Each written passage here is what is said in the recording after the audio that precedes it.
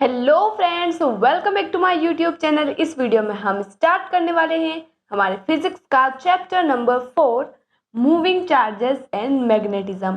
हमारे जो previous 3 chapters है फिजिक्स के वो हम कंप्लीट कर चुके हैं और चैप्टर फर्स्ट का वन शॉट भी हम अपलोड कर चुके हैं। और भी चैप्टर्स के अगर आपको वन शॉट चाहिए या फिर MCQs PYQs, अगर आपको प्रैक्टिस के लिए क्वेश्चन चाहिए तो आप कमेंट में हमें बता सकते हैं ताकि वो वीडियो भी हम आपके लिए लेकर आते रहें। तो नया वीडियो है, इंट्रोडक्शन वीडियो होने वाला है, तो वीडियो को स्किप बिल्कुल भी ना करें।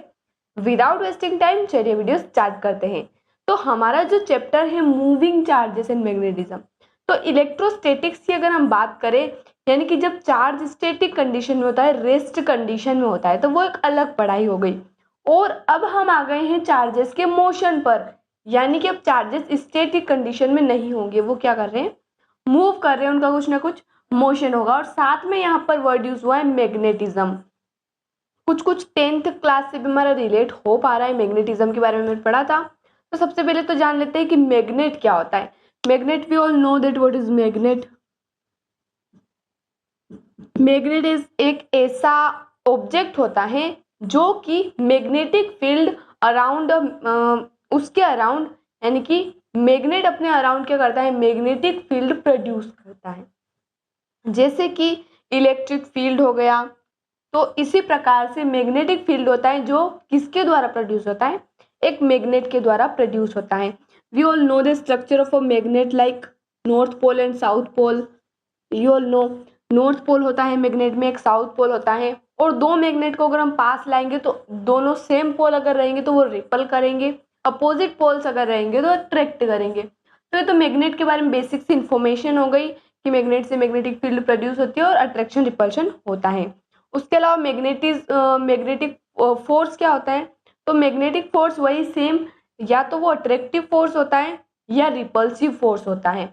अट्रैक्टिव कब होगा, जब अपोजिट पोल्स आपस में टकराएंगे, और रिपल्सिव कब होगा, जब सेम पोल्स को हम पास लाएंगे, तब वो रिपल्सिव फोर्स होगा। तो उसको हम क्या कहते हैं, मैग्नेटिक फोर्स कहते हैं। यहां तक बात क्लियर है। अब हमारा जो चैप्टर है चार्ज और मैग्नेट, दो वर्ड्स यहाँ पर आ रहे हैं। तो सबसे पहली बात कि स्टार्टिंग कहाँ से हुई, यानी कि करंट और मैग्नेट के बीच में रिलेशन आया कहाँ से, इलेक्ट्रिक फील्ड और मैग्नेटिक फील्ड के बीच में रिलेशन आया कहाँ से। तो ये बात है उस समय की जब एक साइंटिस्ट प्रोफेसर थे और स्टेड एक्सपेरिमेंट, उन्होंने एक एक्सपेरिमेंट किया, मतलब कि एक्सीडेंटली ऐसा, वो उन्होंने जानबूझकर वो एक्सपेरिमेंट नहीं किया था, एक्सीडेंटली वो डिस्कवरी हो गई। कैसे हुई वो, ओर्स्टिड, सॉरी फॉर द प्रोनाउंसिएशन, एक प्रोफेसर थे जिनके पास एक सर्किट था, वो एक सर्किट पर वर्क कर रहे थे। लेट सपोज कि यहाँ पर ये एक हमारे पास सर्किट है, तो इस सर्किट पर वो वर्क कर रहे थे और पास में कंपास पड़ा हुआ था। नॉर्थ साउथ डायरेक्शन शो करता है, डायरेक्शन शो करता है कंपास। तो उसकी नीडल कुछ इस प्रकार से थी, यानी कि नॉर्थ साउथ डायरेक्शन में थी।